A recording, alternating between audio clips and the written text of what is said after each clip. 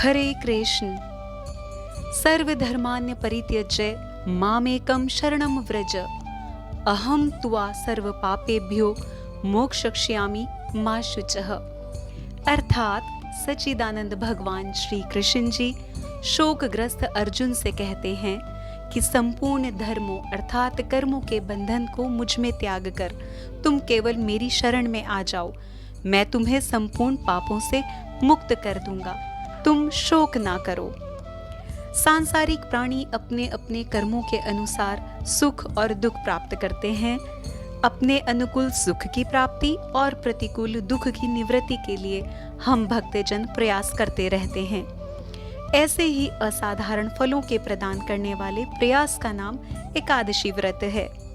आज आपके अपने चैनल कथा पुंज में एकादशी व्रत कथा श्रृंखला में चैत्र नवरात्रि और हिंदू नववर्ष की पहली एकादशी, सांसारिक जगत में मनोवांछित फलों को प्रदान करने वाली एकादशी कामदा एकादशी के व्रत का वर्णन करने का प्रयास करते हैं। भगवान श्री हरि जी की प्रिय एकादशी पुराणों के अनुसार कन्यादान और हजारों वर्षों की तपस्या से जो पुण्य प्राप्त होता है वही फल प्रदान करती है। कामदा एकादशी का व्रत करने से प्रेत योनि के प्रभाव से भी मुक्ति प्राप्त होती है। भगवान श्री हरि नारायण जी की प्रसन्नता के लिए कामदा एकादशी का व्रत किया जाता है। विशेष कामना पूर्ति के लिए भी कामदा एकादशी का व्रत करते हैं, इसलिए इसको फलदा एकादशी भी कहा जाता है। कामदा एकादशी के व्रत का शुभ मुहूर्त इस प्रकार है। कामदा एकादशी की तिथि प्रारंभ होगी 12 अप्रैल 2022 दिन मंगलवार प्रातः 4:30 से और कामदा एकादशी की तिथि की समाप्ति होगी 13 अप्रैल 2022 दिन बुधवार प्रातः 5:02 पर।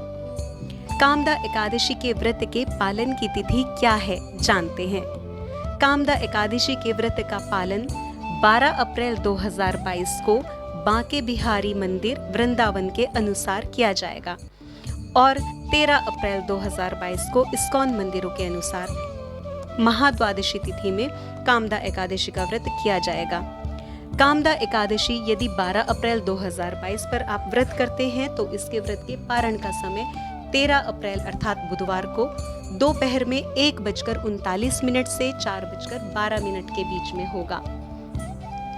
और यदि इस्कॉन मंदिर के अनुसार 13 अप्रैल को आप यह व्रत करते हैं तो 14 अप्रैल को प्रातः 5:57 से 10:23 पर 14 अप्रैल की तिथि को इसके व्रत का पारण किया जाएगा। एक बार धर्मराज युधिष्ठिर जी ने भगवान श्री कृष्ण जी से कहा, हे भगवान, मैं आपके चरणों में कोटि कोटि नमन करता हूँ और आपसे निवेदन करता हूँ कि चैत्र माह के शुक्ल पक्ष की एकादशी का वर्णन कीजिए।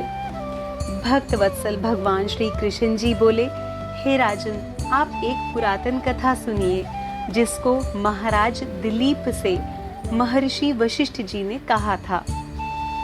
महाराज दिलीप ने गुरुदेव से पूछा कि चैत्र माह के शुक्ल पक्ष की एकादशी का नाम और विधि का वर्णन कीजिए। महर्षि वशिष्ठ जी बोले, हे राजन, चैत्र माह के शुक्ल पक्ष की एकादशी का नाम कामदा एकादशी है और यह पापों को नष्ट करती है। कामदा एकादशी के व्रत के परिणाम स्वरूप कामनाओं की पूर्ति होती है। अब मैं एक कथा कहता हूँ, ध्यान पूर्वक सुनो। प्राचीन काल में एक नागों का वैभवशाली राज्य था जिसके राजा का नाम पुंडरीक था। उस राज्य में अनेकों अप्सराएं गंधर्व निवास किया करते थे। उसी राज्य में ललित और ललिता नाम के पति पत्नी भी रहा करते थे। उनमें आपस में अत्यधिक स्नेह था। वह कभी अलग नहीं रहते थे। अलग होने की कल्पना से ही ललित और ललिता व्याकुल हो जाते थे।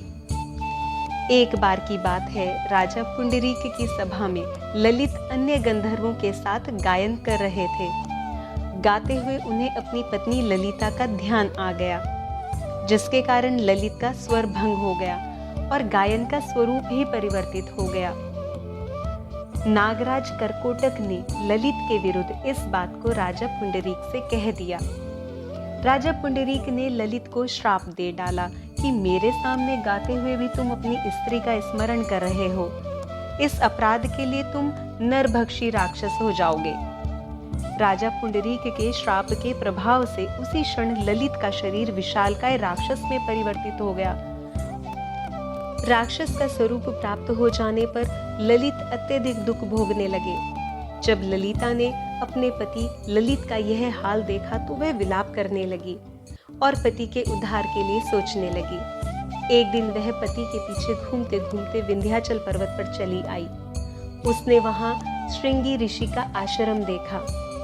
वह ऋषि श्रृंगी के सम्मुख जाकर विनय करने लगी। उसके अत्यंत विनीत भाव को देखकर ऋषि श्रृंगी बोले, हे सुभगे, तुम कौन हो और यहाँ किस लिए आई हो? ललिता बोली, हे मुनि, मैं वीरधनवा नामक गंधर्व की कन्या ललिता हूँ। मेरे पति राजा पुंडरीक के श्राप से एक भयानक राक्षस हो गए हैं। आप उनके राक्षस योनि से छूटने का कोई उपाय बताइए। तब श्रृंगी ऋषि बोले, हे गंधर्व कन्या ललिता, अब चैत्र माह के शुक्ल पक्ष की एकादशी आने वाली है, जिसका नाम कामदा एकादशी है। कामदा एकादशी का व्रत करने से मनुष्य के सभी कार्य शीघ्र ही सिद्ध हो जाते हैं। यदि तुम कामदा एकादशी के व्रत के पुण्य को अपने पति को देती हो तो वे शीघ्र ही राक्षस योनि से छूट जाएंगे। मुनि के वचनों को सुनकर ललिता ने आनंद पूर्वक कामदा एकादशी का व्रत किया और द्वादशी के दिन ब्राह्मणों के सामने अपने व्रत का फल अपने पति को दिया और भगवान से प्रार्थना करने लगी, हे प्रभु, मेरे इस व्रत के पुण्य के प्रभाव से मेरे पति राक्षस की योनि से शीघ्र ही छूट जाएं। एकादशी का फल देते ही पति राक्षस योनि से छूट गए और पुराने दिव्य स्वरूप को प्राप्त हुए। वह पहले की भांति ललिता के साथ आनंद पूर्वक रहने लगे और कुछ समय के बाद दोनों पुष्पक विमान पर बैठकर स्वर्गलोक को चले गए।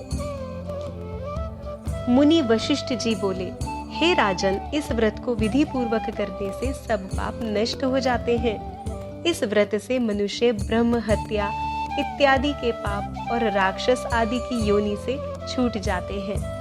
इसकी कथा व महात्म्य के श्रवण और पठन से वाजपेय यज्ञ का फल प्राप्त होता है। आइए एकादशी के व्रत और नियम जानते हैं। एकादशी के व्रतों के नियमों का पालन दशमी तिथि से ही प्रारंभ किया जाता है। अतः दशमी तिथि में सायंकाल से पूर्व सात्विक भोजन करना चाहिए और दशमी तिथि से ही चावल, उड़द, चना, मूंग, जौ, मसूर, लहसुन आदि पदार्थों का सेवन नहीं करना चाहिए। एकादशी तिथि को प्रातः काल उठकर नित्य कर्मों से निवृत्त होकर स्नान के पश्चात श्री हरि भगवान विष्णु जी के शंख, चक्र, पद्म और गदा धारण किए हुए चतुर्भुज सुंदर स्वरूप का ध्यान करते हुए व्रत का संकल्प करना चाहिए। भगवान श्री हरि विष्णु जी और माता लक्ष्मी जी को धूप, दीप, नैवेद्य, ऋतुफल, तुलसी पत्र और पंचामृत समर्पित करते हुए पूजन और अर्चन करना चाहिए।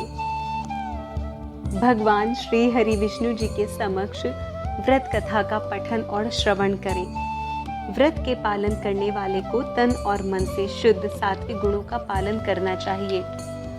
शांत रहकर भगवान श्री हरि विष्णु जी का मन ही मन स्मरण करें। श्रीमद् भागवत गीता जी का पठन करें। संध्या के समय श्री हरि विष्णु जी की आरती करें और एक समय फलाहार करें। यदि किसी कारण से श्रद्धालु व्रत नहीं रख सकते तो कोई बात नहीं, लेकिन एकादशी के दिन चावल का अन्न का प्रयोग ना करें। एकादशी की रात्रि में जागरण व कीर्तन का भी विधान बताया गया है। व्रत से अगले दिन पारण नियत समय पर करें और पारण करने से पहले किसी ब्राह्मण को सामर्थ्य अनुसार दान और दक्षिणा अवश्य दें। आइए अपने आध्यात्मिक व भौतिक जगत में उत्थान के लिए कामदा एकादशी का व्रत करें। यदि हमारे इस प्रेम पूर्वक प्रयास से आप भगवान श्री हरि जी की भक्ति धारा से स्वयं को जोड़ने में सफल होते हैं तो भक्ति रस की इस श्रृंखला को टूटने मत दीजिए और सभी भक्तों को भक्ति रस प्रदान करते हुए इस कथा को शेयर, चैनल को सब्सक्राइब और लाइक कीजिए। हरे कृष्ण।